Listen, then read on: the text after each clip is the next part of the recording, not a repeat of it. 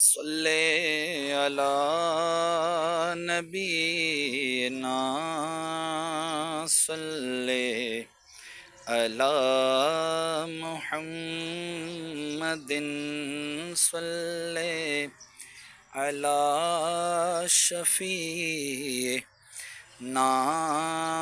صلی علی محمد۔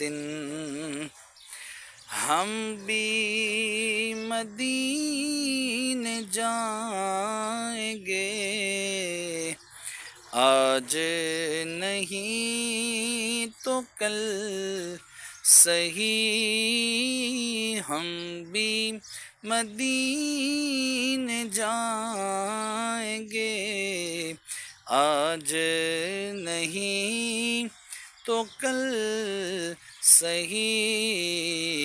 آقا ہمیں بلائیں گے، آج نہیں تو کل صحیح۔ صلی علی نبینا صلی علی محمد۔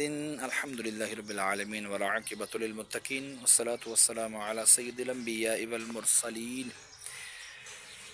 جزا اللہ عنا سیدنا ومولانا محمد صلی اللہ تعالی علیہ وسلم ما هو اہلہ۔ صلاة وسلام علیک یا رسول اللہ۔ اللہم ربنا آتنا فی الدنیا حسنہ وفي الآخرة حسنة وقنا عذاب النار وقنا عذاب القبر وقنا عذاب الحشر وقنا عذاب الميزان۔